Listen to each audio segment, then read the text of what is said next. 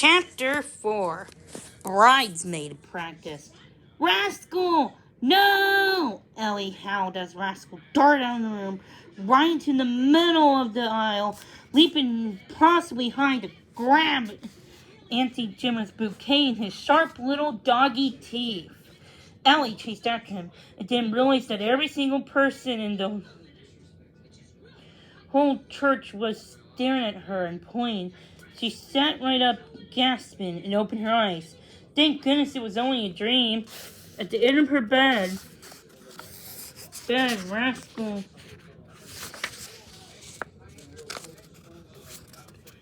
looked up at her curiously as if though he was wondering what the matter was. I think it's probably a good thing you're not coming to the wedding, Ellie said shakily. The dream had her feeling all wobbly.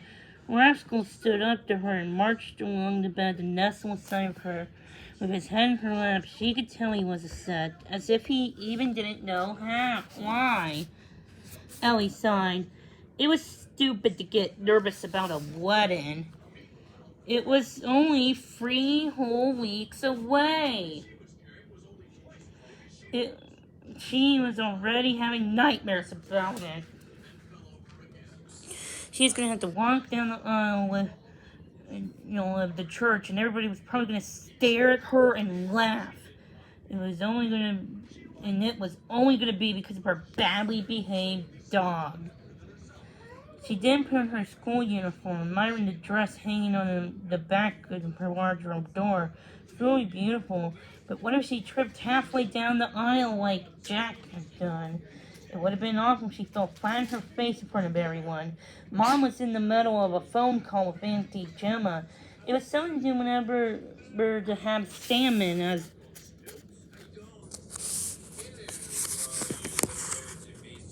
part of the dinner at the wedding or not. So she didn't notice that Ellie hardly ate any breakfast. She ended up bringing Ellie to school in the car. Bentley? Hey, Mom, where's Bentley? They were so late. Hey, Ellie, are you alright? Christy asked as she traveled through the playground gates. You look sort of miserable and humble. Lucy nodded. Hey, aren't you feeling well? How is the dress fitting? Did you find the one you liked? Or is that what's wrong? It took ages, but we finally got a really nice one. Besides, I'm really starting to worry about being a bridesmaid. Getting the dress made it seem easy. But everyone's probably going to laugh at me, she said. They'll mostly be looking at your auntie, Lucy pointed out. Not if I fall over and make a total idiot of myself, they won't, Ellie cried. You won't fall over. You're not going to have to wear high heels or anything, Christy asked. Ellie shook her head. No, but Leah is. I got flat ones like ballet slippers with a ribbon. They're really pretty. I'm just really scared that something's going to go wrong. Last night I dreamed that Rascal ate Auntie Gemma's flowers. It was awful. It'll be okay. I'll make sure you won't fall over, Lucy said gently. You two spent ages teaching me not to be dog sick. The dog food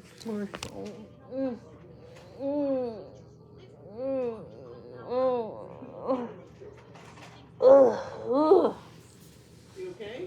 Stretching. Where's Bentley Wentley? Right there. Oh yeah, he's so quiet. Now it's my turn. I'm going to teach you to walk nicely, Ellie. We've got...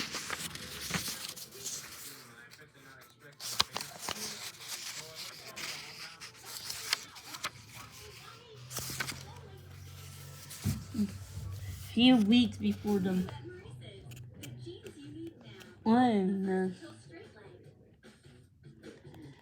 What? And 5 minutes of break every day, and you'll be a perfect bridesmaid. Ellie hugged her.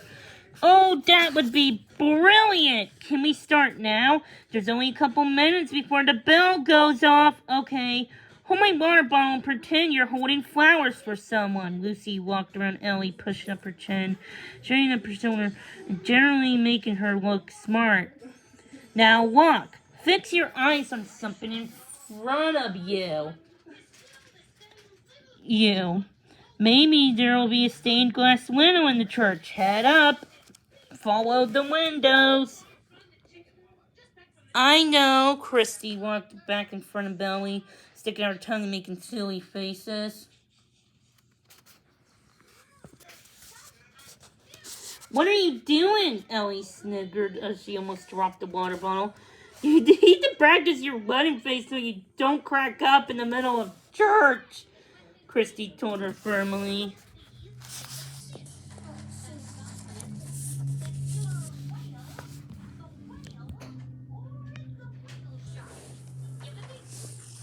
She's actually right, Lucy agreed. If you ignore Chrissy looking like that, you'll be fine. My dance teacher always says if you make a mistake, you should just laugh and pretend it didn't happen.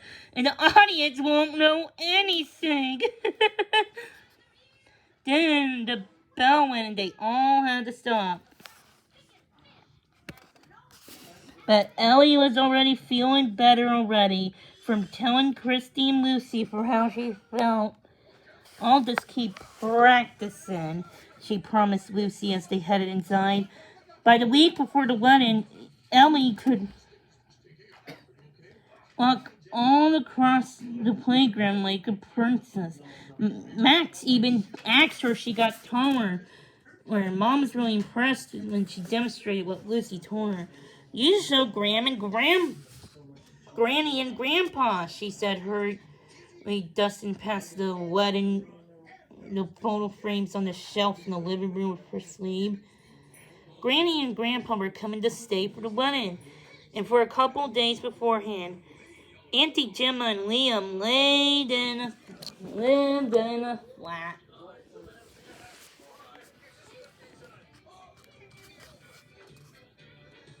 They didn't have space for them. But of course, Auntie Gemma wanted her mom and dad to be there to help with last-minute wedding preparations. Since Mom had already vacuumed the whole house and done the stairs all over again, twice get rid of dog hair, Mom made Ellie help too. She had to.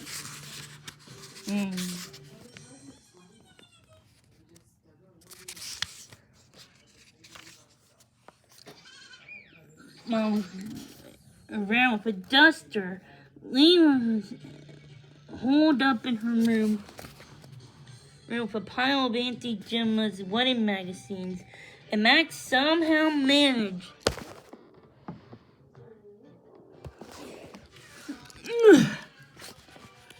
to make them disappear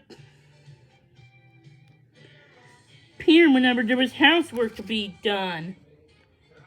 Then they made a cake and washed all the windows. Granny was quite picky. Also, Granny was not a huge dog fan. She liked Rascal sometimes, but only when he was being sweet and well-behaved. They just got to stay at Granny's